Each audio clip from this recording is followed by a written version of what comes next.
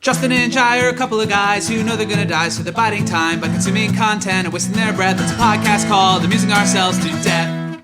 To Kevin. What is the actual line from The Irishman? It's what it is. Oh, it is what it is. Yeah. No, it's what it is. It's what it is. The line is, it's what it is. Well, who says it? Joe Pesci. You say it like Joe Pesci then. It's what it is. Mm-hmm. Joe Pesci is. Have you seen The Irishman? No, I haven't seen it. I haven't had the time. Pesci's like the least Pesci role you've ever seen. Oh, that sounds interesting. Yeah. He barely terrifying. raises his voice in the entire movie. Yeah. So is he just very calm? Yeah. Ooh, yeah. that's scarier to me than loud Joe Pesci scares me in Goodfellas because he's a maniac, but something to say about a quiet Pesci. Okay, hey everybody, welcome to Amusing Ourselves to Death, a podcast about the content we love. And I am Justin Passano. Sitting to my left is my co-host. I'm Jai Peck, and I'm dying And very Jai slowly. we're all dying very slowly. The old cold. Jai is going to die sooner than the rest of us. I Jai, see my death. Would you say that you're on your way out? We all are. Act accordingly. And the man to my right here is... Would you introduce yourself? I'm Kevin Kerner. Back for the second Back time. for the second Part of time. the two-timer club. Two-timers. Boom, boom. We'll be mailing you your robe. Thank you. Yeah, Kevin is Well, moving. should we get right into it? Yeah, why not? Let's get right into So it. this yeah. is, as I understand it, this is your first recording of 2020. Yes, it is. So that's a big deal. New decade, new year. Additionally, the movie today, one of my all-time favorites, Best Picture winner from 2006, The Departed. The Departed. What was his name? The Departed. And it works on two levels because on Tuesday, so by the time you're listening to this, I will have moved like 2,500 miles away to the West Coast. I will have departed the Lehigh Valley. Mm-hmm. So it works on two levels. Essentially death, leaving the East Coast. You'll just kind of be out of our usual rigmarole day, and to text you, be like, oh, what time is Kevin around? 4 hours behind. It'll be It's 3 hours. Yeah. Yeah. So the text will just sit there until I see it later and decide to ignore it. so nothing's really going to change. Yeah.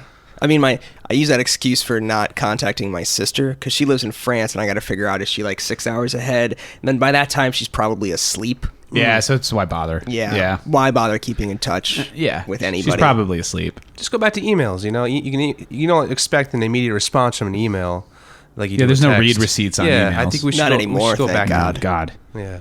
I hate those things. I hate read receipts. Yeah. Not a fan. You know what I hate is that you can't turn them off on Instagram.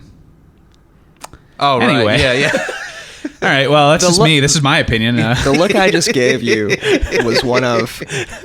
I had an Instagram account for about a week 6 years ago. I remember that. Yeah. Frank TJ Hackney, I believe Something the like screen that. name was. Oh, what kind of stuff would you post on Insta? Now it's Insta, by the way. Oh, and now it's Insta. Insta. For a while it was a gram. Now we've reversed it. Yeah, I don't even remember. I'm pulling up Kevin's account right now. Oh, you didn't delete it? Yeah, let's... Like, okay. I don't Let's pull it actually... up. This is exclusive. Yeah, maybe we can cut this part We'll see. where we talk about We'll see how my interesting it is. Instagram. I didn't realize we're going to go through my laundry before I left town. Well, that's it's part of what this is because there's a rat. I'm sorry, I gotta correct that. It was Frank BJ Hackneyed, and there are An obvious pun on one of the greatest film characters of all time. from Magnolia. Yes. The last time you were here, we were talking about yes. Magnolia. So it's topical. There's See, it works. That's why we will not edit this out. there are 8 photos. One taken at a ball game. One a picture of a fire escape. Wow, this is great. Sign. Show the microphone. There's a picture of me in 2012 looking at I guess my own Instagram account. Holy shit. Yeah. That's what you look like without a beard? That's what I look like without a beard. That's meta. Yeah. We'll post these all on the And then another the picture Facebook of page. me posting another picture from the back of my head. So basically, my Instagram account was used to just post pictures of you scrolling your social feeds. This is like 7 years ago. A picture of too. a coffee mug outside a barn, a mixing board, our friends Joe and Libby in black and white, Okay. It's artistic. and a car that says swag on the side. Great. Is that the car you're going to be driving to Tacoma? No, I'll be in a 737, I think. Oh, okay. Oh, wow. All right. Yeah. Thank And then you. I need to figure out how to get all my stuff out there. Oh, yeah, that could be a problem. Yeah. You Or can't get it all on the plane. Yeah, well, I'm trying. Yeah. I'll see how much I can. Southwest 2 check bags. Yeah, I think if you just show up with all of it, what are they going to do? Tell you to leave? Yes. Really? You think so? Like they did to that one guy who they told him, "Oh, you can't have that extra bag or whatever." So he literally took every piece of clothing out of it and put it on. Oh, okay. And made himself look like he wore like 20 t-shirts or something like that. Made himself look like the Michelin Man. And then they're like, "No, you can't get on this flight." And like what they did with that other guy who was already on a flight, and they said you had to leave, and he was a doctor, and they punched him in the face. Remember and that? They just removed him. Remember that? Oh, airlines. Oh, man. Can't live without I'm looking them. forward to flying. It's gonna be great. You're gonna have a great time. I'm glad we were able to get you one more time before you left. Yeah, Kevin. It's been a wild ride, hanging out with you last decade or so. Well, will we still stay friends? I think so. I think we'll be in touch. I mean, you're not really active on social media. I'm an extremely online person, so maybe I'll write you a letter or something. that'd be great. Once I have an address, I'll send you a letter. Please, and I'll send have me a return mail. address, and then we can have an old school correspondence. We can be like pen pals. Wow. I'm into that. Talk about movies we've seen. We can complain about the state of kids today. Oh yeah. Not getting off our lawns and all that. First- not that we have lawns. First, they wore their pants too low. Now they're wearing their pants too high. Mm-hmm. Now they're wearing flood pants when it's not even raining. I wear my pants just right. Yeah. Like the Goldilocks style. The Goldilocks style, yeah. Goldilocks pants. Anyway, back to, I guess, what we were talking about today. It was a nice tangent. We went back through some memories. If you're still listening, I'm sorry. We're talking about Scorsese's The Departed today. Mm-hmm. The only time he's ever won an Oscar was for this movie. Is that correct? Best Picture, Best Director? Yeah, I think so.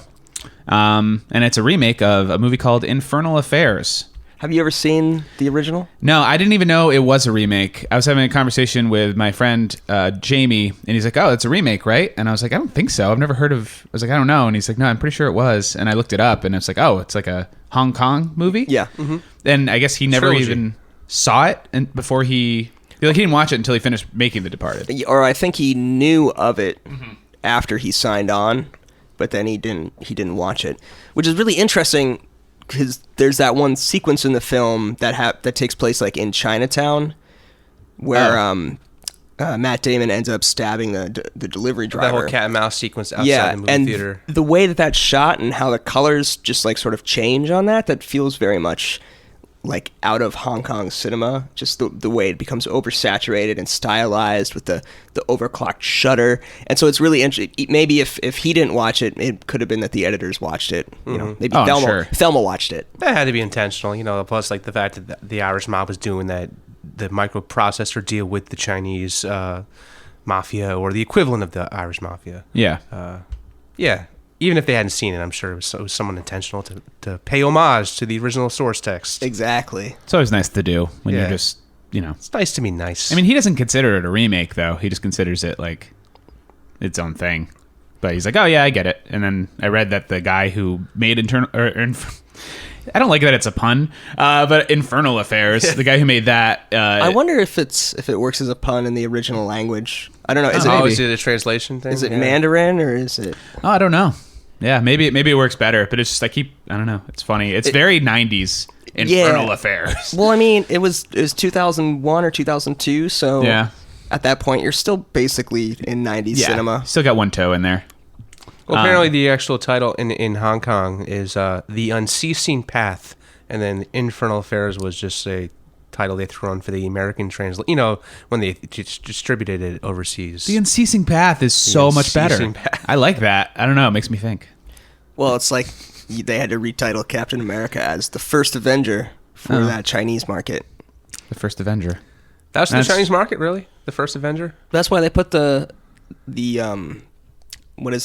Yeah, The subtitle. the colon and the subtitle in it, basically to anything with the word America in the title. There's some folks Gotcha. around the world that maybe take a dim view of Americans. Uh-huh. Sorry, I'm just hang on 1 second.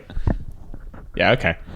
Sorry, I've been hearing you, but for some reason I was like, is this mic on? But it looked like the switch was off. Anyway, but yeah, are you telling me that some people in the world do not like Americans?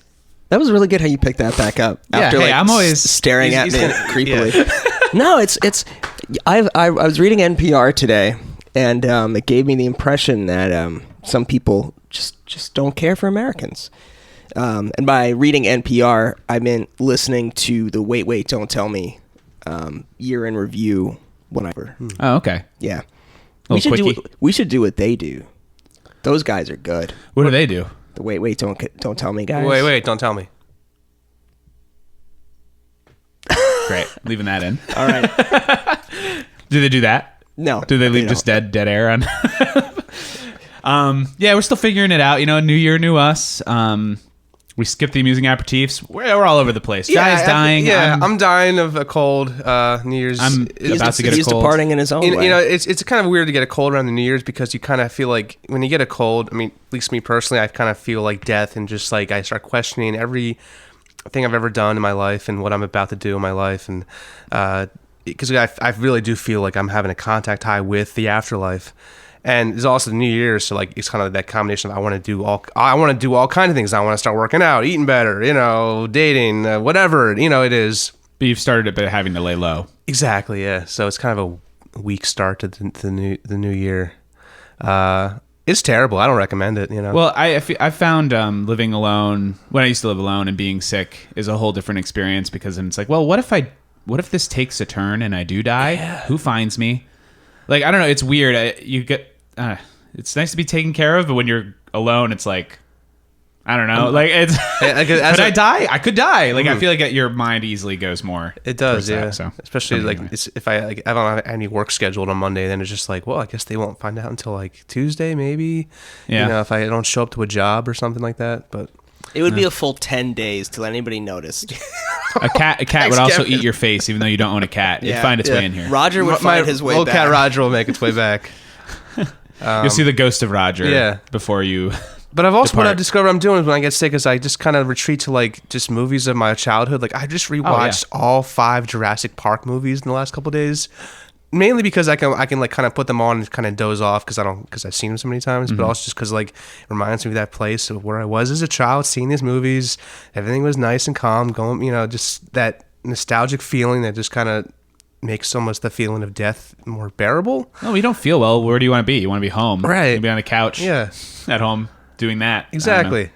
But you guys are better therapists than Vera Farmiga in The Departed. You're so good at keeping us bring it. Yeah, it's true. We were talking about this earlier. She is not great. She's a terrible therapist. Sorry, she personally might be a great therapist, but her character as written is just an atrocious therapist in that film. Oh my gosh. Yeah, here, just take your medication.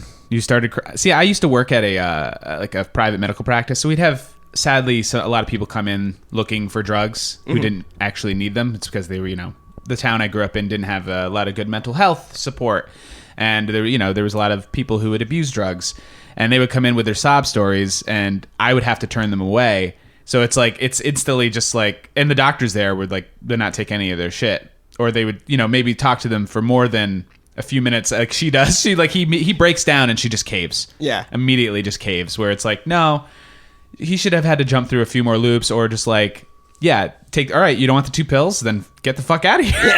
You know what I mean? Yeah, I don't know. And he's screaming at her?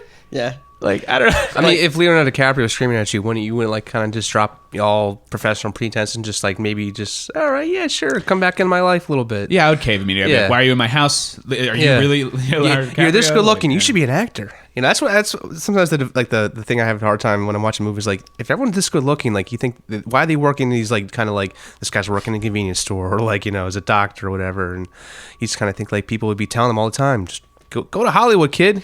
You got the goods. It's like, man, William Costigan, you can really emote. Yeah. Have you considered acting? Let's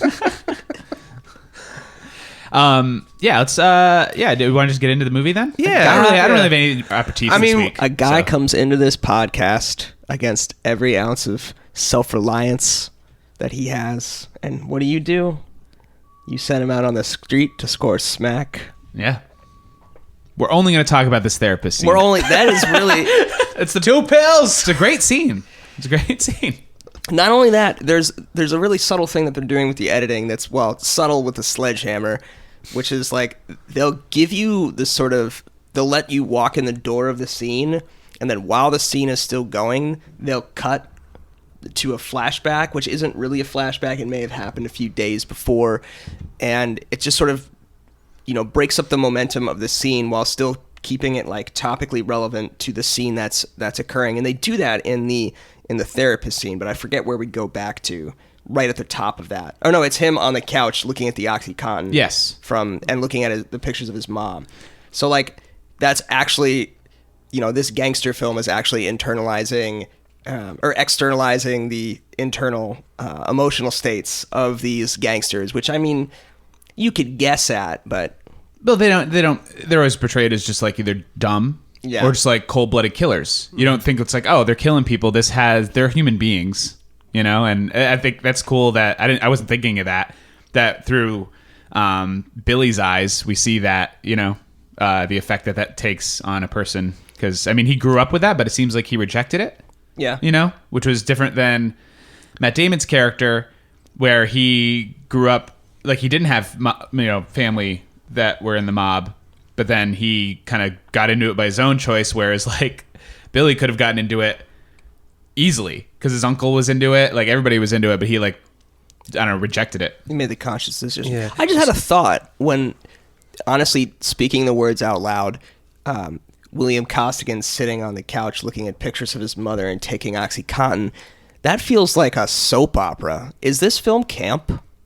It's not subtle, that's for sure. Everybody's playing it at a fucking 10. Like Jack Nicholson is hamming it up in this movie, like so much. Like there's parts of it where it took me out of it, where it's like, what?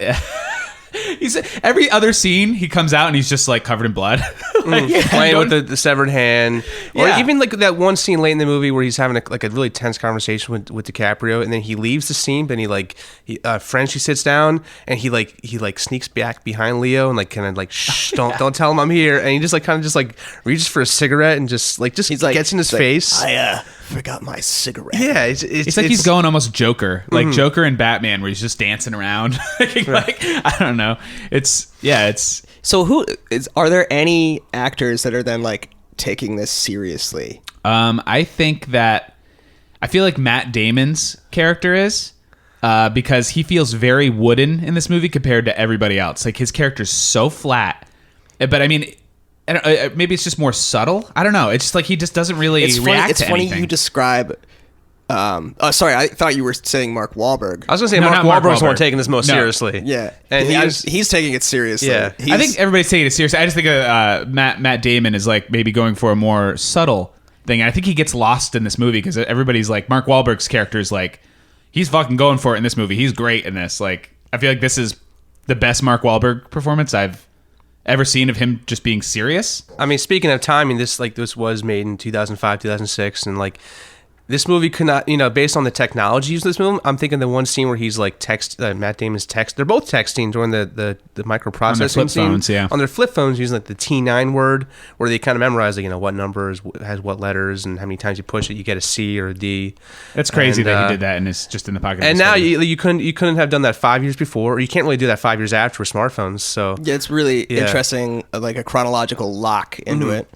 But it does take you back to those times when you're in class or whatever, and you're trying to shoot off a text, and Right. it sort of gets garbled because you miss the T, you go one too many, and it's an 8 again or whatever it is. Yeah. Yeah, and you have to what the hell are you saying? I don't Just think- text me after class. It must be impossible to text on a smartphone just without even looking at it, because there's no Oh way yeah, of no. Well, then knowing you got to unlock it, and then Yeah. you got to find because there's which no way is the touch. keyboard oriented. Am I hitting an emoji button instead? So It's interesting though because there are people who still use those flip phones today, and I don't know. I feel like it didn't take me out of it as much. I mean, there was just oh shit, that's an old phone, but I feel like I could still see especially the mob or a more kind of seedy element using those as burner phones and stuff like that. Yeah. It's cheap phones that They're can't be disposable. traced. They're disposable. So I could see that, except for the cops having the flip phone. I was like, oh well, he's old. Yeah. So I guess that makes sense. But It does feel, even though it's contemporary, 2005, 2006, it also does feel a little bit, it also feels dated even when it did come out. yeah, because that's 2006. It comes out. The first iPhone is 2007, I think. Mm-hmm. And so like the technology in it isn't quite there yet. But that's also, I think that's part of the aesthetic. It's trying very hard for like a late 90s aesthetic, I think. Late 90s like crime film. No, I agree, because I keep forgetting that this came out in 2006, because it does feel like earlier than that. It does have that vibe. I think it's the film stock too. Just a gorgeous image that this film has. The way that the colors are responding. Mm-hmm. I'm not sure what they shot it on. Yeah, I'm not sure either. I did like what was I gonna say? I don't remember. You know what? It was in my head and it was gone. Maybe it'll come back. Something to do. Yeah. Sorry, go ahead. There's a whole thing. Are you saying that the thought that that was in your head just departed? It departed. Hey, what was the thought that departed? I don't know. It came back, but there's something I noticed, this running theme of like the mind-body relationship between Matt and Leo's characters. Matt, obviously, I'm just gonna call him Matt because I forget which. Well, one I'm on a first name basis by this point. Damon.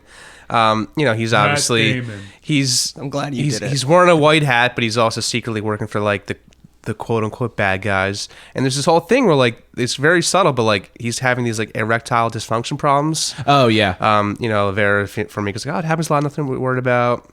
As she's eating a banana, that's subtle. Yeah. Jesus. And he's always like, Alec Baldwin's like, yeah, good thing you're married. Makes people think your cock works. Like, oh yeah, it's working overtime. He's really overcompensating for that. I think you need to put the pause in. Oh yeah, it's working overtime. Yeah. So you compare, like, so is that like a sign of like his mind just telling his body just like what you're doing is it's just not right, I think it's stress. He's fucking flipping out. It's stress too. Well, there's that moment too where they're in bed and he's like, "Hey, you want to just move to another city?" Because he's just like, I think he's just working for Costello. Is just like, I think by that point too, he's that's pretty late in the movie. At that point, and he knows he's in over his head. Absolutely. Mm-hmm. I think also there's that other weird moment with Matt Damon after he kills Costello, and he comes back, and there's all of these cops that are standing around, and someone gives him a drink, and he's like, "Oh, I didn't realize I actually had a family here." Like there's this whole underlying theme of family throughout the entire film, and I think Damon's character is searching for that with Costello's crew. The father figure and the mother figure. He literally calls him dad. He calls him dad on the phone. Yeah, I mean, as more of like a code, but still, I think he means it. Whereas Costello's like, he doesn't give a shit about him. But I didn't notice it until this rewatching, about the 25th rewatching, when he comes in to grab that mug of Jameson from the other cop, and he's like shocked to realize that like people care about him at that place. It like sort of takes him out of it a second, like, oh, maybe I'm not like. I'm a terrible person, but these people don't think I'm terrible people. And also, up until this point, everybody that's close to him is just using him for their own personal gain. Whereas, like, the cops, it's like, oh, no, this is a team. Like, we are trying to take care of each other. And, yeah. And it's like, if that realization would have happened to him at any point along the way, he doesn't wind up where he is. Right. I don't think he's... I don't know. I think he's just, like, kind of lost. Because at the end, he... which I had forgotten that he did, was that he makes sure that William gets the Medal of Merit at the end. He just wants to go on record. He wants to go on record saying that he should get the Medal of Merit. I'm recommending Trooper Costigan for the Medal of Merit. Yeah, like, I feel like he didn't have to do that. And I feel like, do you think he felt bad for Costigan in a way? Like, absolutely. Yeah, okay. Because the first time I saw this, I was like, oh, fuck him. Like, he just, like, is an emotionless, like... But this viewing, I viewed it like 2 a.m. Today. But me too. Funny. Yeah, I was like, oh, got to do this now because I don't have any other time. I actually rewatched it maybe 2 weeks ago, and then when she suggests like, well, I can't just like base that off what I remember watching 2 weeks ago, so I'll watch it again this morning. So yeah, we all did a little early wee hours of the morning viewing of The Departed. So maybe this thing about Matt Damon's character actually goes back to what you guys were saying earlier, that Matt Damon feels a little wooden, and we're talking about like, oh, we understand the character beats of every character in this film the first time we see it. But because Matt Damon is actually doing something subtle, we're not actually realizing that till like multiple rewatching, because he just gets lost in the flood of Jack Nicholson chewing scenery and shoving a dildo in his face. I mean, Yeah. there's the moment he breaks when Leo has the gun on him. He's just like, just fucking kill me, and his voice does break a little bit there. So Yeah, when he finally he's just looking gives for a in, he's way like, out, all right, you know? well, this is it. yeah, my cock doesn't work. Just fucking kill me. Subtext. That's what passes for subtext Yeah. in this film. And to put a bow on that, you have the comparison to DiCaprio's character, who's like kind of the inverse of Matt Damon. Like, he's talking about like, my heart rate's jacked, but my hand is steady. So like, even he knows he's kind of doing the right thing, and his body's agreeing with him, and he can get through the day and not. I mean, he does have panic attacks. Well, yeah, and kind of. He's just throwing putting on up a in thing. trash barrels on the way there, but still, he's a little better. He's done a little better physiologically. Or at least he can fake it because he's used to living a double life, which was like, I don't know. To speak to that scene where he first gets onto the force and he meets with the captain. Families are always rising and falling in America. Who's that? Hawthorne? Yeah. But you don't know any Shakespeare? Yeah, like I remember, I don't know. I got so much more out of this because I think the last time I sat down and watched this was like closer to when it came out. And I've seen it on TV. Like it's one of those movies where it's on, I'll watch it. You can't watch it on TV. No. But It's when hilarious. The scene in the porn cinema is cut to shreds, obviously. It's like, why don't you just take it out? Yeah. Yeah. Because that actually kicks off the chase. Right. This propulsive film, you actually need the scene before it to have that momentum to get you into the next scene. Yeah, it gets really confusing. But no, I never understood why Wahlberg was grilling him so hard. But then it's like, oh no, they're trying to get him. I don't know. They're bringing up his whole history, and it's like, yeah, you're not a cop. You're not a cop. We want you to pretend. You're always pretending to be other people. Like, I want you to do that now. I don't know. It's Really just, weird recruitment strategy. Yeah. I mean, they're testing to see if he can withstand pressure and like these. But do you think that's the only interview he had with them before he took the job? Like, that seems unrealistic. Maybe I think this is the last one because I think he was already in, but then he's like, oh, I just like to meet with everybody. I just want to get a read on everybody. Well, no, he was like about to graduate. I got the feel. Oh, okay. Yeah, because he wanted to be a trooper. Yeah, but is really that's the only way you apply for the special investigation. I guess so. Yeah. After that meeting, he just like goes into it. It's like, okay, we talked with you for 15 minutes. That's cool. We can trust you. Yeah. Like, there's nothing that could go wrong with that plan. Right. Well, there's some time jumps in this movie. Like, when they mentioned he's been in it for a year, I was like, holy shit. Takes DiCaprio actually saying, I think that line is purposely put in there because in our context, we're just dropping in on random days. Yeah. So we feel like, oh, this may be a few days, but really what it is like, yeah, DiCaprio having to tell us that, oh, I've been doing this a year. Yeah, which is like, I don't know. I always felt for his character, just like all he wants is just to get out. And then the fact it's so stressful that the only two people know that he is like that he's a cop. Like it's so easily like, I guess that speaks to like it being more of like with technology wise, like a 90s movie. It's like, oh, all I have to do is like click this file and delete it. And now nobody knows about you ever. Like they have that power. It's like, really, he's fucked if these two people. Well, if there's that many leaks in the ship. True. You got to compartmentalize everything. Which Queen's compartment. I can't even do it. Maintenance compartment. Yeah. Also with Dignam and Queenan, that's like a maternal thing going on with Costigan, and it kind of brings the whole families thing back in there. Again, this feels, now that I'm like putting it verbally, this feels very campy in some ways, but it also feels very much like. Who wrote this? Willie Monahan? Yeah. Who also did The Irishman? And did he do Gangs of New York? Sounds right. I feel like he did. It all feels sort of this similar thing, but yeah. There's no subtlety except for Matt Damon. Everything's just like shoved everything in your is face. subtext as text. Yes. You gotta love it. In that way, it's definitely, I think, camp. Like when you have a literal rat crawling across the set of your movie. Yeah. Which could it be this film is misunderstood a little bit? I mean, yeah. I mean, it's like it's kind of going off the gangster trope of like the end of Scarface, where it's like Tony Montana's dead and like that pool in his mansion, and they pan up like the world is yours on the globe. So like it's kind of like it's just kind of hammering home the themes with one final image Yeah. I was cool with it. Apparently, the internet's not. There was actually a campaign, a Kickstarter I just read about campaign. this. Yeah, to edit remove out the rat. It was gonna be the film's gonna be the exact same, but without the rat. Yeah, and they were gonna hire some guy, but like only pay him like $599 because after $600, you issue him a 1099. It's like we don't want to do that. So Well, the Kickstarter campaign raised like $4,000, and then Warner Brothers shut it down. They're like, "No, you're not doing this." Yeah. yeah, it must have been half a joke, right? So that's the thing. Like Scorsese, a filmmaker we can trust, I think, by this point. Yeah. You know, he's been working since the '60s, and he's making something 40 or 50 years into his career. I don't think any choice in this film is made lightly. No, I don't think so. I mean, he's working with a lot of his usual collaborators, editing especially. Oh, the editing I want to talk about because there are some very jarring edits, and I couldn't figure out if it was just the version on Netflix or if like there was some kind of thing with like the streaming of the movie.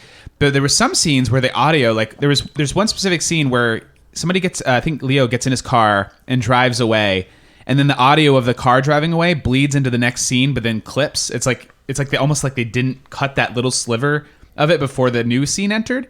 So I thought that was unusual.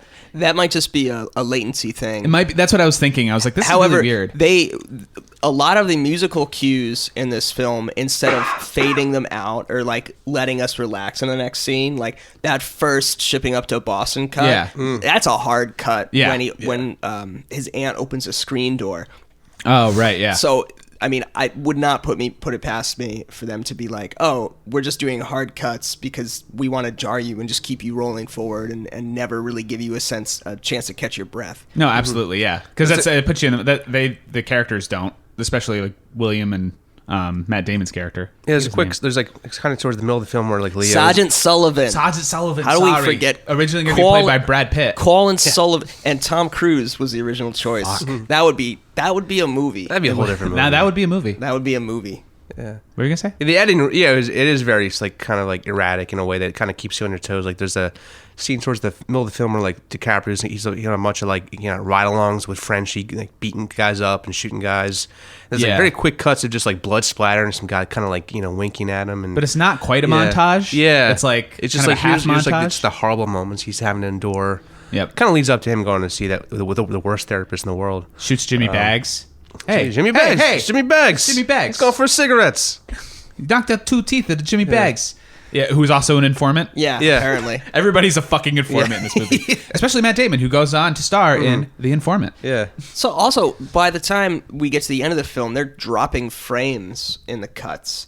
So like when we're in the actual shootout where Frank gets killed, there's like freeze frames and dropped frames after shotgun blasts, and it's even getting like more staccato and more intense at that point.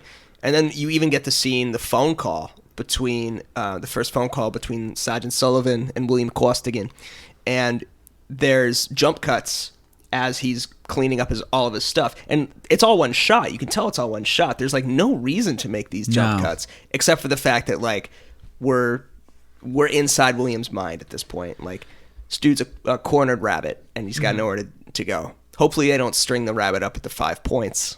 Yeah, hopefully not. Yeah. I did read an interview with Scorsese because there are like a number of continuity errors in this movie that people on the internet complain about. They've always been doing that. I mean, he's stressed. It's just like I'm more interested in just the character and moments and creating like, a tone. And tone. Like, and I don't really care about that. Like there's that one like blatant one where like Leo is just like kind of talking with Jack Nicholson, and like the next shot is him like blowing smoke rings, and it's like it just was a cool moment to cut to. Yeah. And I know it's coming now. Yeah. Like it's not that jarring, but it also shows you how this film was shot. Every scene, there's probably 5 minutes before and 5 minutes after that you don't see. Mm-hmm. Like, I remember some behind-the-scenes thing that the scene where Alec Baldwin ends by putting his face in the ice water. Oh, right. Mm-hmm. There's like an extra 45 seconds of exposition before. Talking about how I got drunk the night before. Mm-hmm. Or like Jimmy more about Jimmy Papa's. He had a really bad month. But there's more about that. And Scorsese and Schumacher just don't care. They're like, no, we're going to get in early. And if it's lagging, we're going to leave and show you something else and then come back to it.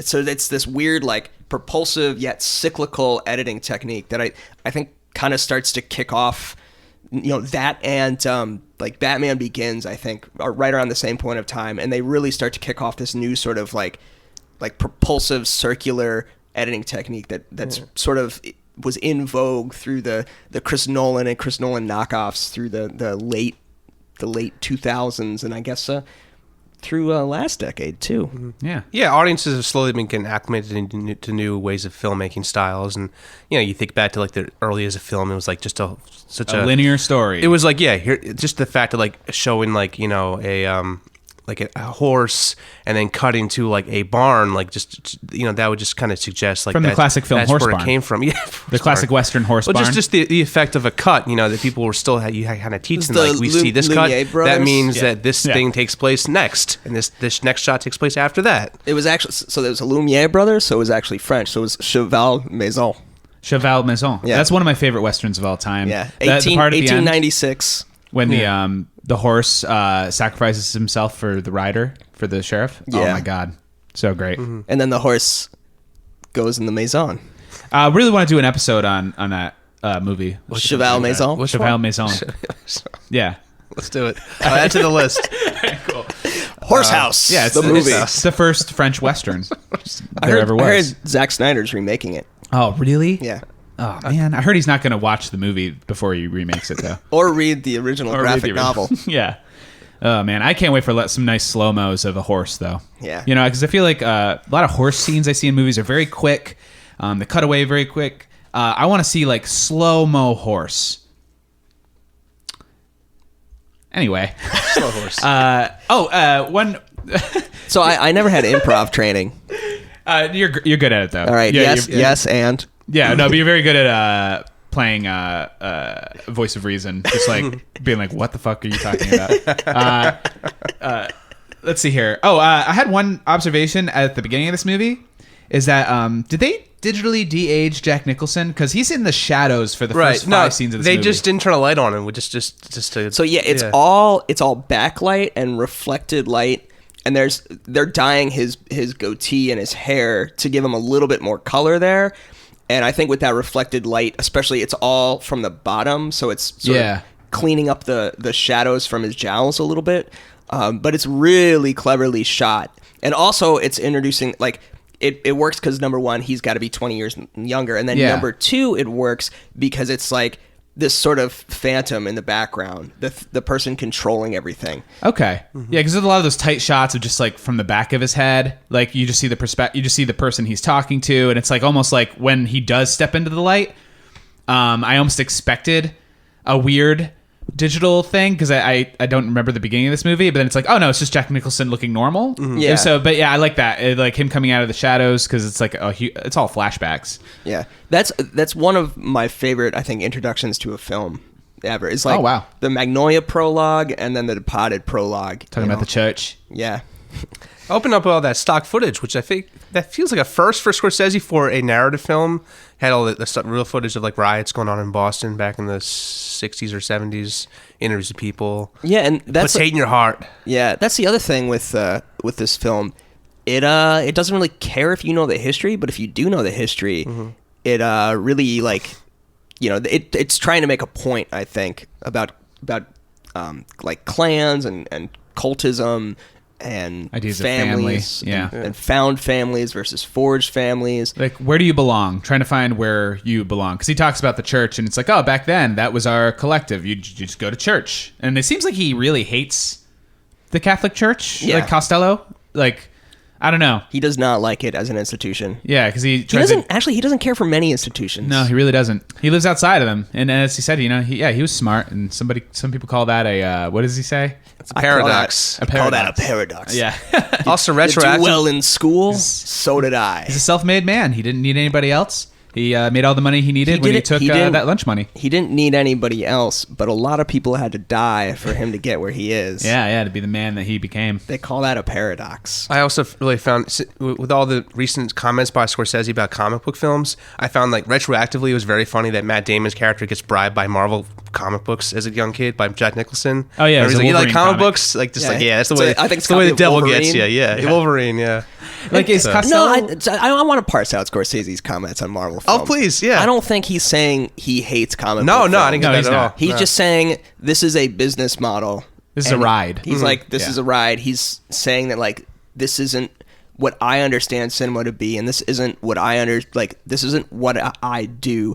And he's like, some people find value in this. I personally don't think there's as much value in it because it's not. You leave the theater and forget about it, which is kind of the point that he's making. And he thinks cinema should be doing other things. And of course, then the only headline I saw for 2 weeks was Scorsese hates Marvel. Well, they just took Slams that Marvel. one little tidbit and then blew it up. That's Yeah. how they did. They just clickbaited everybody into. Which is like, if you go back and read his comments, it's like, oh, this is a man who's been doing this for 60 years at this point, Right. and he cares deeply about it, cares deeply about his work, but he also understands that, like, this is a business, you know. As George Lucas would say, you hire the kid with the long hair, and you send him out to the gambling tables, and you say, here's $1 million, I want $10 million back. You know, Do what you got to do. Yeah. Yeah, there's a really great interview with Scorsese in the New York Times. I think it was just published a day or two ago. I'd recommend it, Justin, because, Justin, you have a philosophy that life is just a series of rooms. Yes. Scorsese was quoted as describing his day-to-day reality as, I go out, they put me in a car, they take me somewhere, they take me out, put me back on a table, take me in, I go in a room, somebody talks to me, I say yes, I come home, I try to get in the door, but the dog's going crazy. That's my day. Yeah. No, that lines up perfectly with, I think, my philosophy. My newfound philosophy for 2020. so I used to think life was a series of progressively worsening car rides. Yes. You know what? I think that's also very valid. You know. Yeah. Because I used to love being in a car, and I still kind of love it. But now they are getting worse. They're getting a lot worse. I mean, I just drove to, with my upcoming move to Tacoma, a bunch of my family was in Ohio for Christmas, and I could only take like 2 days to go out and see them. So I drove in one day, had 1 day with them, and then drove back the next day. And that's a lot of driving. Yeah, where in Ohio? Sandusky. Okay, because I just did a drive to Columbus Yeah. a couple weeks ago, and that was 7 hours. Yeah, it's like there and back. seven Brutal. hours. It's, you know. Through the Pennsylvania mountains. Yeah, it's a nice drive. Yeah, it's not bad. It's just Nobody was on the road because nobody was driving like See, the that's day nice. after Christmas. I was surprised. yeah. But yeah, the whole car ride thing, I don't know. It used to be all about it, but now my distances are getting longer. Yeah, and your destinations aren't as enticing. There's freedoms you had when you first got your license and you like, hey, get your friends together. Let's go out. We can drive to the convenience store by ourselves and pick up a bag of chips or whatever. And now it's just my dream is like when I move out to Tacoma to find an apartment where I can walk to work that's and the never dream. be in a car. That's like my dream. Oh, yeah. I've wanted that for such a long time. I wish I could walk to work. Yeah. I wish you the best. I hope you find that. I think there's apartments around where I'm going to be working. Okay, so. cool. That's good. Yeah. It's not. Is it a very like drivable city, or I mean walkable city?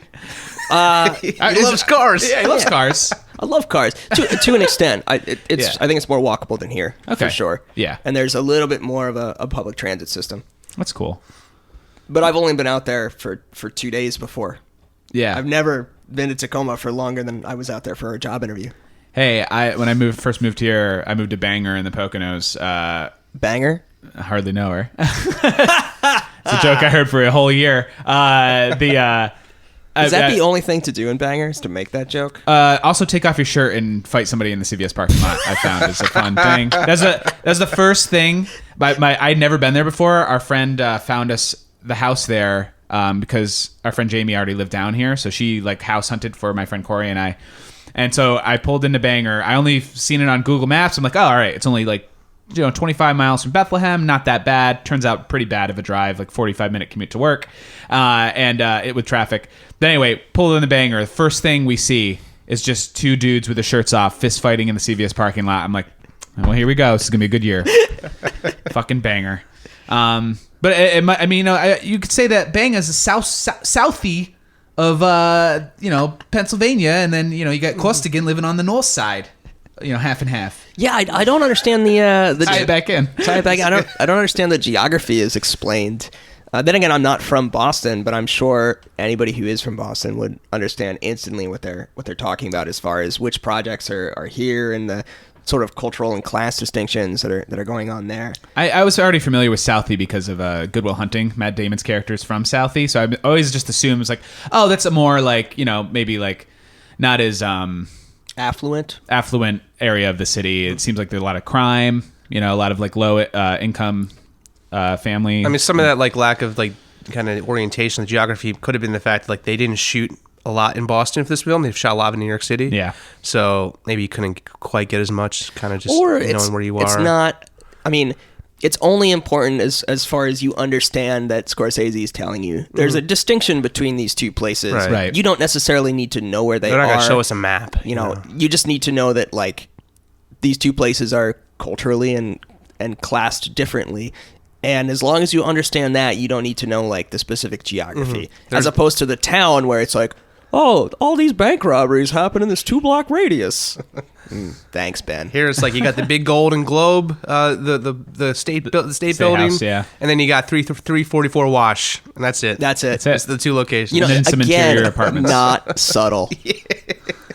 Literally, the police mole has a view of the state house.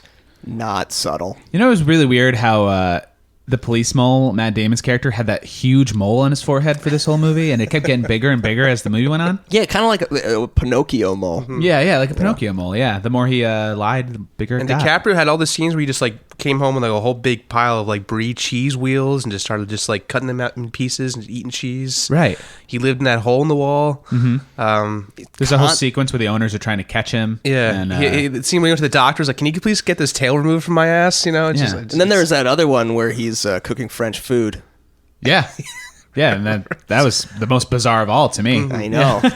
That film comes out the year after this film. Ratatouille. Actually, I would think that Ratatouille is a direct sequel to The Departed. Yeah, it's that rat. He's seen it all. And spiritual sequel. Spiritual sequel. He just needs to get away from Boston. Yeah, he's got to get out of there.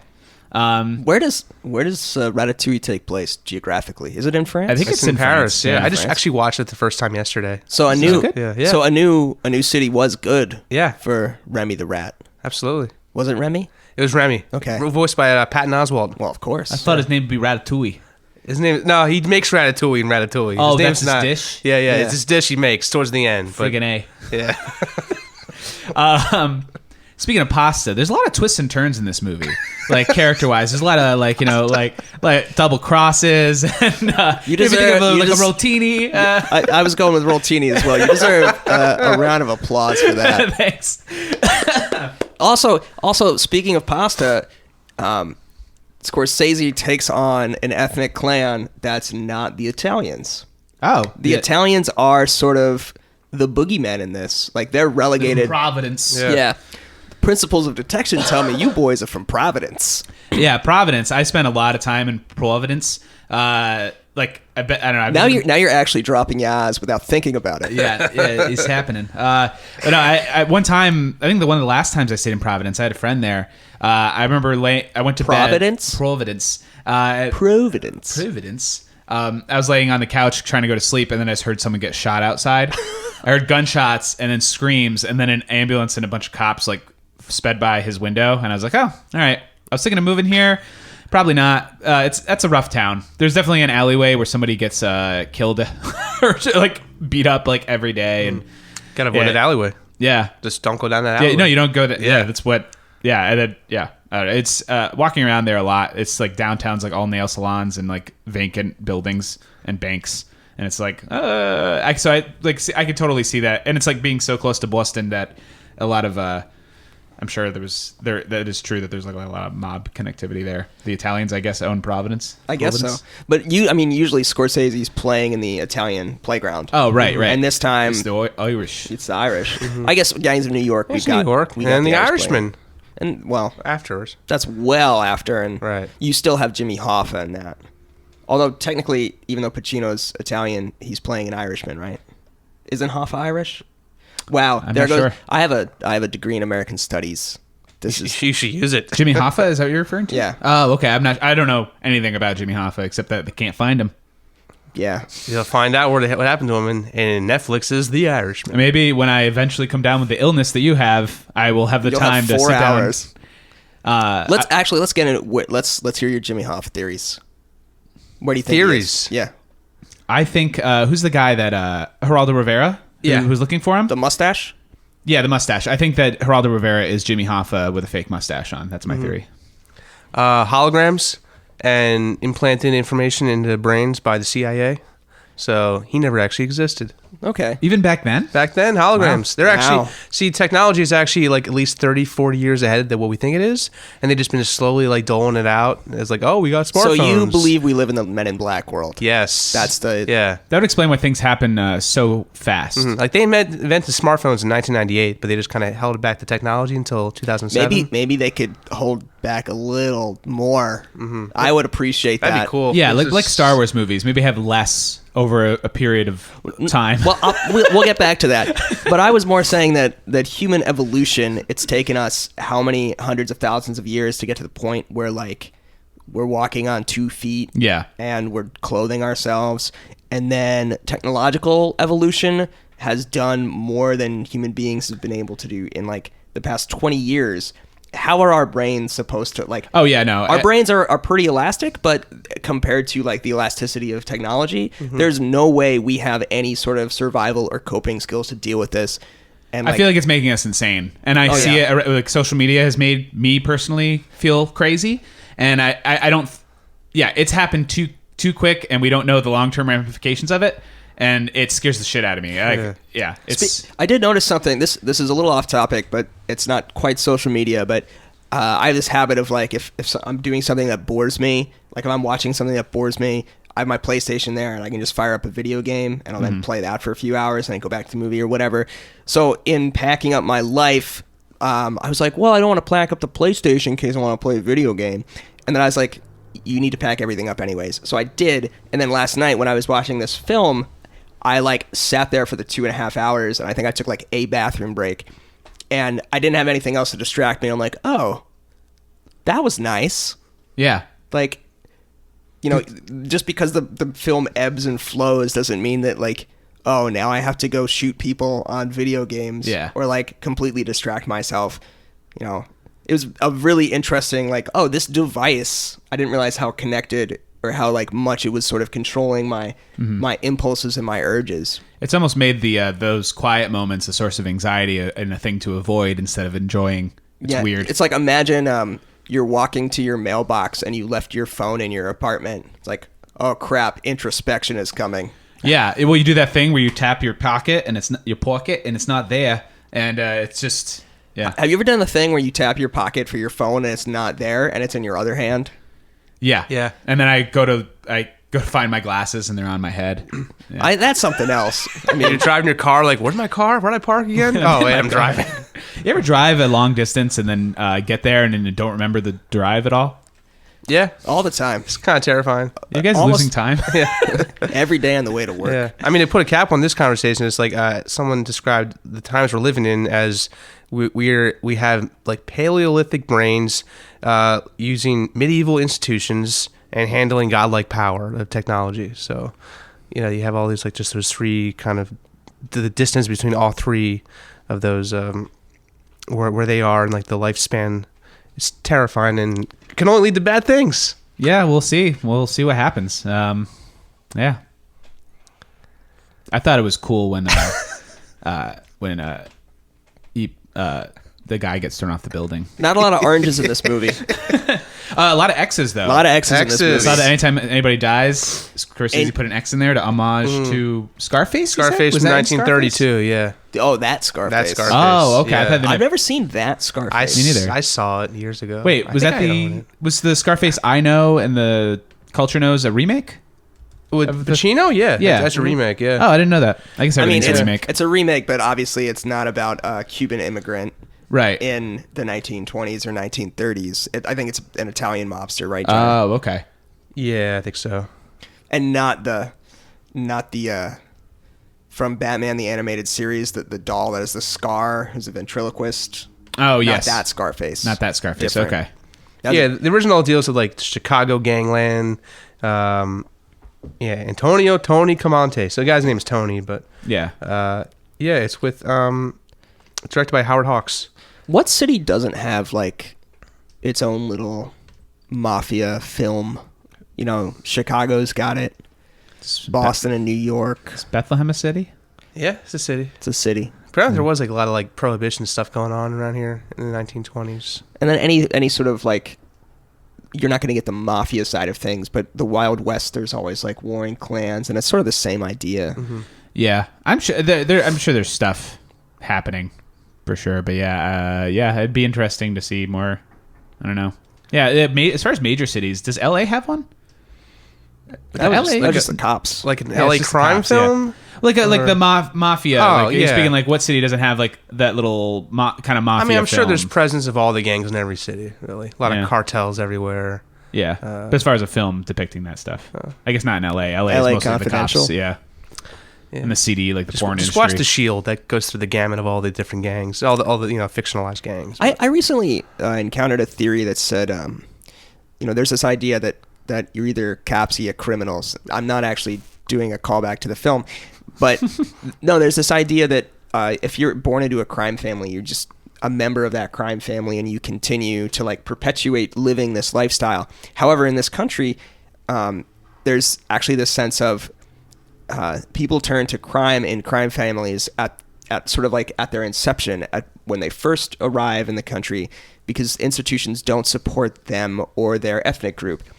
But by the time you get to about the first or the second generation of descendants, they've gone completely legitimate. Yeah. Kind of like Pacino and Corleone, and saying like, oh, I want to make this enterprise completely legitimate. Basically, they're just using that criminal enterprise as a stepping stone to the American dream. So they're not doing it for the fun. They're not doing it It's for just the fun, business. or they're not doing it for being a sociopath. It's like, the institutions here don't support me. However, the culture is such that I can do this and maybe get ahead for my children. I think it was Malcolm Gladwell that was working on this theory. So that's something that I find that's like missing in this film. Yeah. Like Jack Nicholson again, all that fucking and no sons. Yep. So like, Which drives him insane. Then why is he continuing to do this, right? So and that's another thing that happens in a lot of mob films. It's like, oh, you're like a mob family. You're just doing this, or you love the life. And it seems like actually there's very little to love about it. Yeah. Well, because there's that moment where Costello is like, he's like, oh well, I don't need money. I made all my money when I stole that lunch money in fourth grade. I don't need pussy, but I like it. And I think that's his whole character. He's like, oh, I like doing this stuff. I like cutting off people's hands and bringing them out at the dinner table and cutting people's fucking... Wow. But yeah, you're right. They don't body show parts like off. in a lot of like in Goodfellas or even Casino. They do kind of show like, yeah, there's a lot of violence and like you could get killed any moment. But hey, there's all this fun stuff. Yeah, you there's get no to do. sympathetic You know, moment. you can get to go through the back door of all the best restaurants and money and women. But here it's just like, yeah, we're just doing crimes and it sucks. Doing crimes. Yeah. Crime time. Yeah. It's a feudal enterprise, right? Mm-hmm. And like Koskinen even says it. So again, this is not... There's no end game for... There's no end game for any of these guys doing No. this. And I'm surprised that they're all not informing. Yeah. I mean, it seems like it's on... Just watching it this time, I was able to follow all the double like agent stuff. Because I remember the first time I saw this, I was confused. Even when they're going... what's the name of the captain? When he goes to meet... Queenan?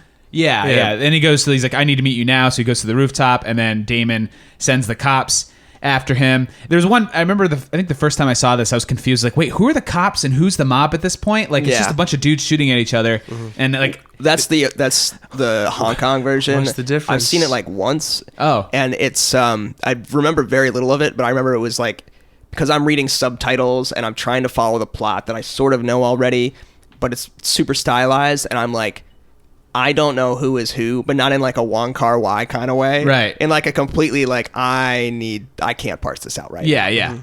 Yeah. It's very like confusing. And then it's like everybody's like a double agent. Like there's like the one guy who gives him the wrong address. Yeah. He says 314 instead of 344, which initially I was like, I forgot about that. And I was like, oh wait, I thought it was like another continuity error thing. And he's like, I gave you the wrong address. You still showed up. And it's like, why didn't I tell him? Ask me why I didn't tell nobody. And it's like, well, wait, didn't you just help throw him out the window? Like, Yeah. Like he couldn't he have done could something? have been on his deathbed and just realizing like, do I really, I'm about to approach the afterlife myself. Do I really want to? Maybe now he kind of gets an idea like, do I really want to summon someone else to their grave? Maybe he's just having second thoughts and everything. That's why he didn't. Well, he was a cop. What? I think that was so. misinformation. I think that's misinformation. I didn't get that. Well, I know the sense. cops say that he Yeah, the says that. cops He's like, they're said just that. saying he's a cop to make me look for a cop. But I took it as he was a cop. So I guess not then, because I mean, it seems like he would have maybe done something. I don't think you're throwing your contact in the police like off of a building if you're a cop at that. Like, how deep are you in at that True, point? yeah. But then I was like, I was thinking like, well, it was a bunch of dudes. It's like, well, what's he gonna do? But I guess he would have to do something. Yeah, so maybe he wasn't. I think there's like that's one of the few actual character moments in this film. Yeah, and it's like he recognizes in William that like, oh, you're just like you're exactly like us, and you're making decisions, and you know what? Again, it goes back. There's that age difference between DiCaprio and all the rest of Frank's crew, and again, it goes back to like fathers and sons and family, and that it's like kind of an uncle at that point, because we see all of the interactions with DiCaprio's family in that film, and they're all bad, and this is like an actual sort of familial interaction. So I also saw it as like kind of connecting to Costigan as a character and being like, oh, you're just a dude. Yeah, you're in over your head. You're just following orders like we are. And like also, we're all in this mess. And we're all also, in this like, together. if I say something, I know exactly what happens. Yeah. And what's the point? Yeah, what's the point? I'm dying anyway. Like, it's just a cycle of violence. I can see there being him having some kind of clarity. And he's older, and he's just like, well, like you said, Jaya, just like, what good would this bring if I told them? Right. It's like, all right, I'm dead. Yeah, like Gain a new perspective. Moment of death. like William's not to blame for him getting shot. Right. So it ain't Bill, he says. That's that moment too that gets kind of overlooked when they set him up with the new guys, and he sends Bill home, and with the specific information that like, oh, we're doing this in Gloucester and it's drugs with a new crew, and it just happens to be that when DiCaprio calls the station, it's Dignam and not Queenan. Oh yeah. And because it's Dignam, and Dignam just says this is BS, and he does nothing with the tip. Yeah. That's the only reason that Bill doesn't get found out. Yeah. Yeah, it's a lot of luck in this movie. Yeah, that it just had like, where is, because they didn't even, he doesn't even explain where Queenan is. He's like, yeah, he's not here. He's at a Like, funeral. well, where is he? Yeah. He's gone. He's at a funeral. It's like, he's in the shower. He's washing his hair. You got something really, you call me back. Yeah. Did either of you see this in the theater? Yeah. No.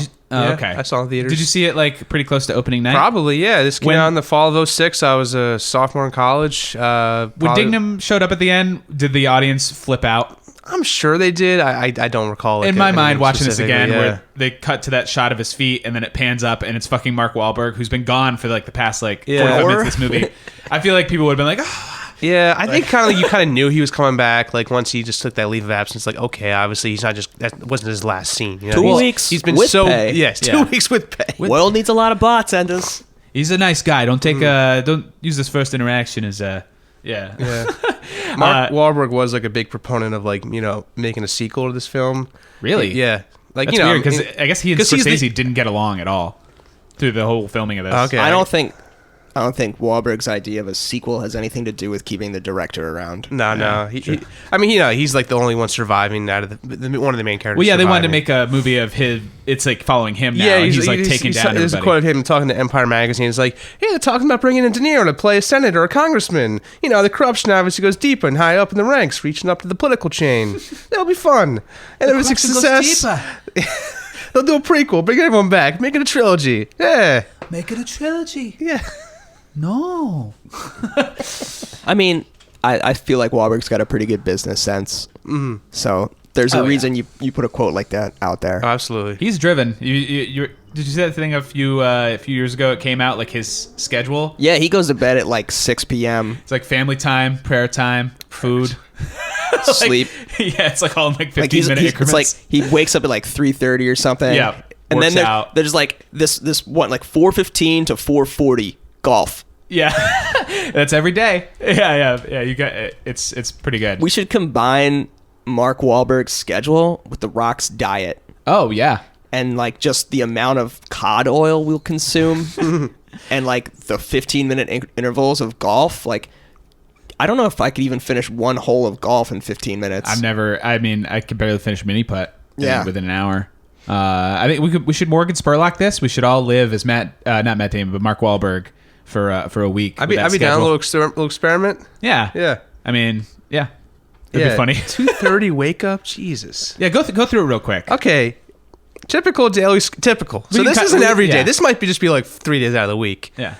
2:30 a.m. wake up, 2:45 prayer time, 3:15 breakfast, 3:40 to 5:15 workout. So I want to know about the breakfast. That leaves a lot of interpretation. Is it like a protein shake? Is it just oatmeal? Is like it like toast with peanut butter? He's got a big day. It could be like eggs. Is he making the breakfast himself? Does he have someone who's already pre-made it? Is he just Donnie heating up the Wahlberg microwave? makes it for him. 5:30 a.m. Makes him a post-workout It's a meal. Wahlburger, yeah. 6 a.m. shower. 7:30 a.m. golf. 8 a.m. snack. By the time 8 a.m. rolls around, he's eaten 3 times. Yeah. Mm-hmm. I may have eaten breakfast by that point. 9:30 a.m. cryo chamber recovery. Oh, so he gets into the cryo chamber stuff.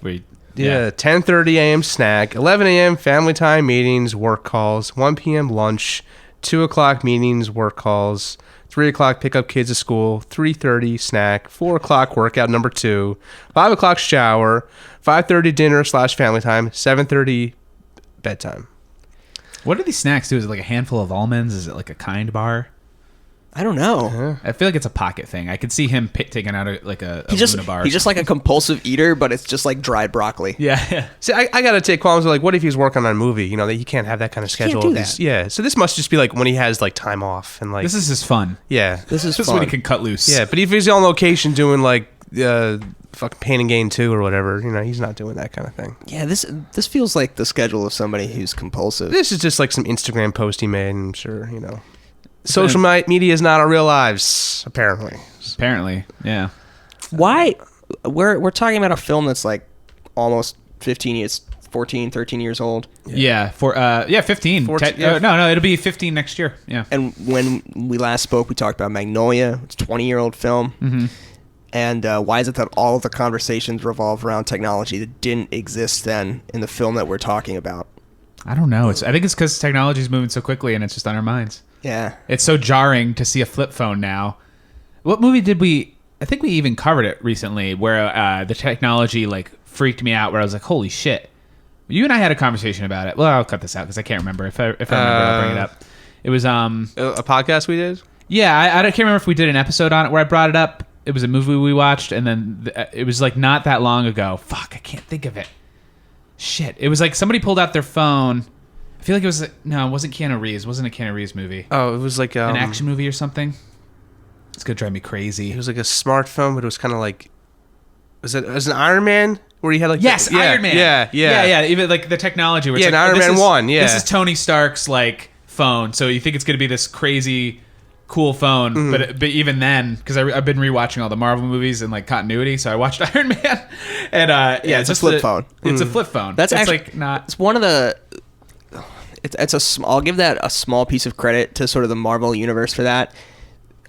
They sort of understood going in that for the purposes of actually plotting things out, if people have smartphones, Yeah. your plot is destroyed. So there's very few appearances of smartphones, even though there's like super geniuses making crazy technological strides. Like that was a conscious decision going into creating a lot of these films, was like phones will be used to make phone calls. Yes.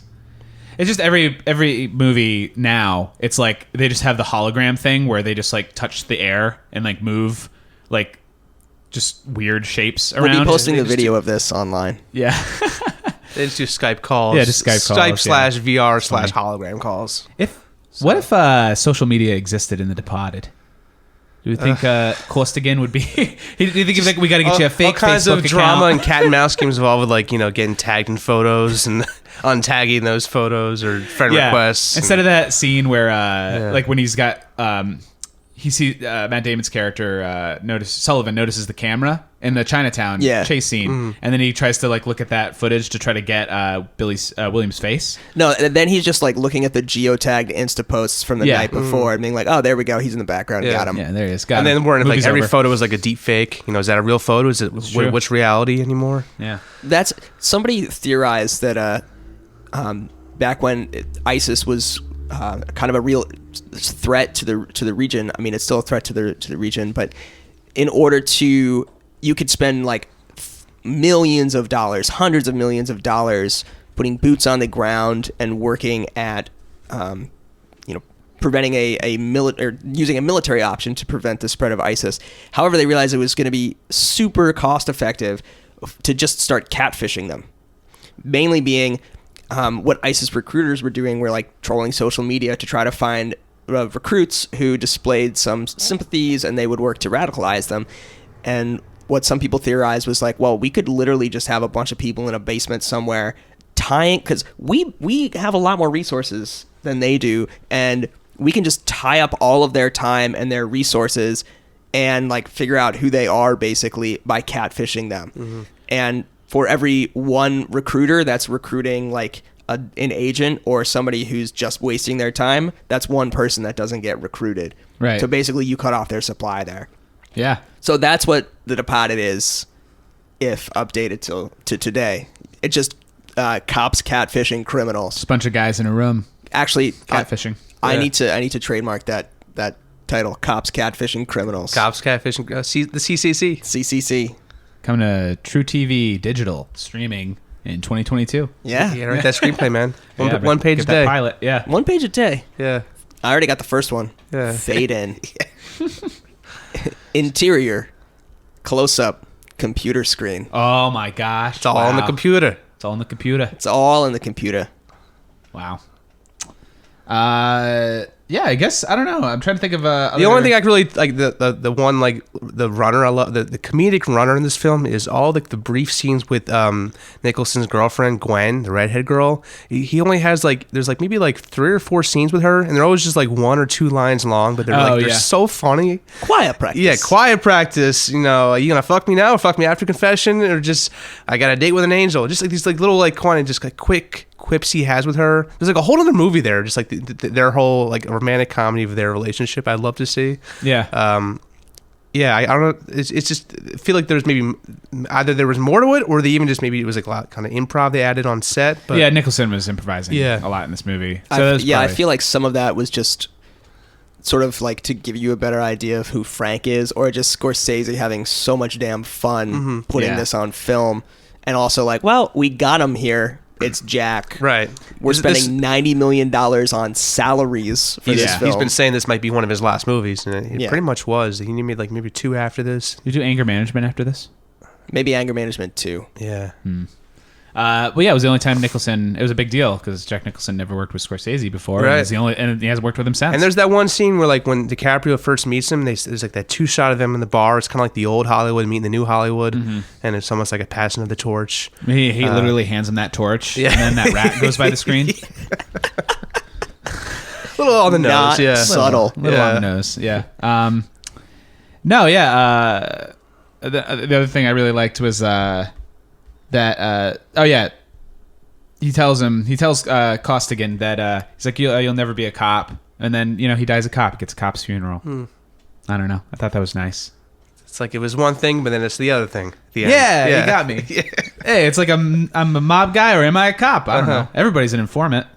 He was gonna trade us to the FBI. It's you and I. We got to be together in this. James Badgedale Blows him away. showing up at the end. Yeah, it's kind of really reinforces.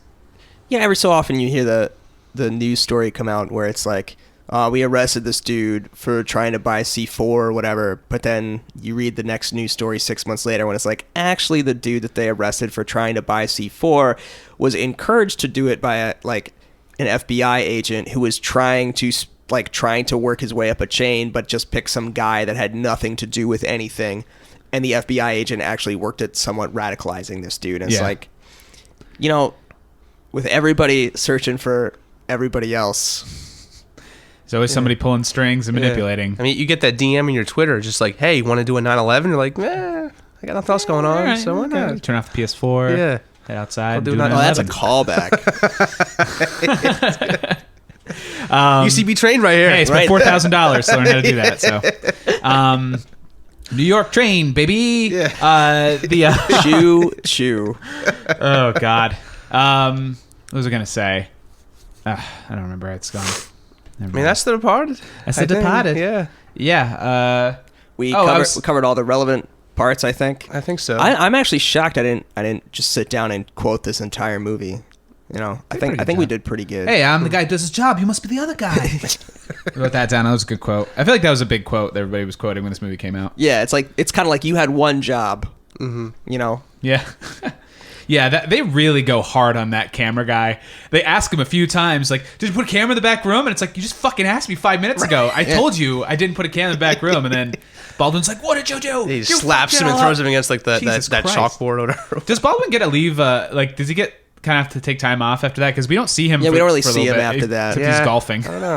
I guess that's the implication when he's just like in a polo shirt golfing and drinking beer at 10 in the morning, and Matt Damon goes to see him, and it's like, oh, you're on leave because you that's just right. attacked a tech. Right. Yeah, it's just like, hey, I had 2 fucking hours. Like, this isn't NASA. Like, it puts... Never crossed my mind. They didn't count on us having a Navy. Yeah, Make more money, you're a fucking douchebag. Make more money, it's America. That's where it definitely falls into like the camp category. It's like, oh, now they got boats. Yeah. Like, it felt very It wouldn't be too much of a stretch at the next heist. It's like, they didn't figure us having an air force and a tank. Yeah, it's like a GTA mission. Yeah. You know? Yeah. I'm gonna drive a tank into this bank vault. Oh my god. Yeah, he's just becoming a supervillain. Costello, I think he just is unraveling in this movie, and I like the thing that he I guess the last thought is he brings up the thing, never had a son, and then that's what causes him to pull his gun on him. Like, is that a moment of rage? Because then that's when Sullivan shoots him, right? Yeah. I mean, he's already hit a already been nerve. shot. I feel like it's a tiny bullet hole Yeah, at that point. Like, that's true. He's in pain and like he needs attention, but It's not fucked like Frenchie was totally, fuck it. yeah. Shoots himself in the... It's going out his own terms. We didn't really talk about any of the supporting folks, but I think Ray Winstone needs like a huge, it was this and like The Proposition in that, like a 2-year period. Which one? Is that Frenchie? Yeah. Okay. Yeah, it's French. Not Delahunt or Fitzsimmons. He's solid, and he just like, you think it's just some goon, but I don't know. I like that actor. No, he was great in this movie. I liked all the scenes with him. I'm just telling him, it's like, hey, that's a guy. There's a lot of guys you can't hit, and there's some guys you can't hit. And that guy's almost a guy you can hit, but he's not quite a guy you can. And he tests DiCaprio's like, what are you drinking? Cranberry juice. What is it, period? He just makes the same joke that DiCaprio beat the shit out of the other guy for, and like proving like, you can't touch me. But you're not, what are you gonna do? Orders him another one, even though the cranberry juice was still intact at the bar. So he got 2 cranberry juices. Yeah, it was that guy's beer that got smashed. Yeah, he's not going to smash his own cranberry juice on him. And then, I don't know. He was great in this movie. And then what's the name of the guy who gets shot at the end? He was a very small part, but he was decent in it. Anthony Anderson. He was great.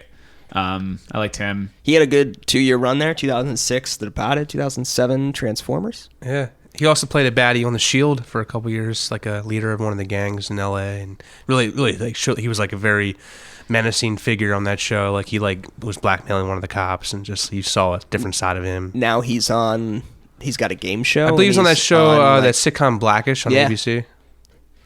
So, sorry, go ahead. Yeah, he's working. A nice little cameo was Costigan's cousin. The guy who plays him. I like seeing when he pops up and stuff. From Grounded for Life. Yeah, and he's super bad. I'm trying to Billy Corrigan. Yeah, Billy Corrigan. Yeah, he also was in Goodfellas. He was Ray Liotta's brother in the wheelchair. Yeah, you saw him briefly towards like the end. Kevin Corrigan. Kevin Corrigan. Yeah, cousin Sean. Yeah, it was nice seeing him pop up. I love how he says Puerto Ricans. Yeah. We're not even supposed to be here. I like how we're not supposed to be doing this side of Worcester. Yeah, which I thought was Worcester until like 5 years ago. It's like, oh no, it's Worcester. Oh, that's what it is. Yeah, thought it was literally Woostah. Yeah, no, it's just something that does butchering the language. Yeah. Bahhston. What else is there to say? Bahhston. That's The Departed. Yeah, bring it home for us, Justin. Wrap it up. I guess. Yeah. Well, thank you for coming. Thanks for having me. Yeah, you got anything to plug, Kevin? Nope. Nothing to plug. New job, Tacoma. You wanna? You've only been there twice, or for two days. I've been there for 2 days. Yeah, 2 days. Maybe we'll have you call in sometime. No, it'd be cool. I've never Yeah. tried doing the Skype podcast thing, but Okay. we should attempt it. It'd be Yeah. nice to have you on. Yeah, we can. There's something big that comes out. That's kind of part of my job is figuring out technological problems. There we My go. job, Cool. so All right. we'll figure out a way. I think basically what you do is you have your phone call, and then you each record to your own computer, your own recording devices, and then you sync it up later. Oh, okay. All right. Yeah. We should definitely attempt It'd be that. better quality than us just holding the phone up to the Yeah. microphones. Yeah, we did that once, and Yeah. it was okay, but not something that could sustain an entire episode. Right. Jai, do you have anything to bring up besides your sickness? No, just 2020, big year. Maybe not. Maybe yes. Okay. It's still too soon to say. So, all right. So just My brain is on riding like the center line? 20% capacity right now. okay. I'm probably just gonna go back to sleep after you guys leave. You're not gonna go to sleep. No, you're gonna watch gonna- The Last Airbender or something. Probably. Yeah. I'm probably gonna watch John Wick 3 or something. I haven't seen that yet. Anthony lent it to me on Blu-ray. So only John Wick I haven't seen. The third one. Yeah. But yeah, look forward to some new content this year. We're looking to do some more television. If you have any suggestions on things you'd like us to cover, don't forget to like and subscribe. And rate and review, Yeah, please. please rate and review. We're on Instagram now, AOTD Pod. And then Get at us. Yeah, add us. Give Facebook. a follow. We'll Feel follow free to back. Write us letters. My address is. Yeah, you are really operating at 20%. I'm going to edit that out. It's like a jeans moment or whatever, from last episode. So I don't really have much. There's some people did leave some reviews. Yeah, and thank you. some 5 stars. Thank you. It really helps a lot if you could just go the extra step. It helps with the algorithm and whatever. Listen, let's put it all out there. Everybody, like, you can just trip over Conan O'Brien Needs a Friend. You're gonna Yes. find that. You almost can't get away from it. What's that other guy's name? Mark Maron. Like, I think that's like you too. Apple is forcing that onto my iPhone. I'm pretty sure. I can't get them off. Like, I just unlock my iPhone and then it's just Mark Maron talking about like VPN systems.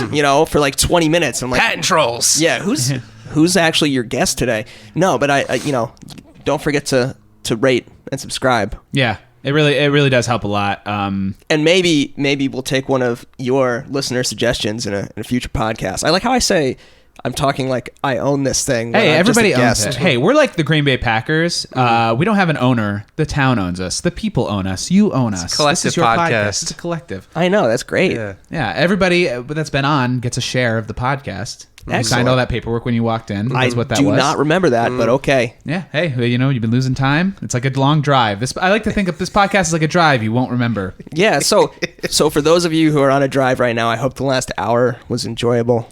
Yeah, me too. I don't have anything going on except for staycation. We improvise a television show every first Saturday of the month at Steel Stacks.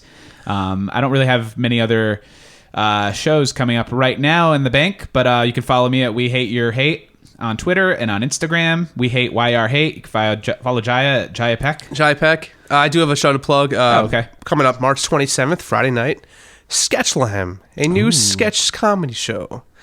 I'm directing and written by some very funny people and some cast members who I don't know who they are yet because we haven't had auditions yet. But the show is Friday night, March 27th, 8 p.m. at Steel Stacks in Bethlehem, Pennsylvania. That's Sketchlahem. Sketchlahem.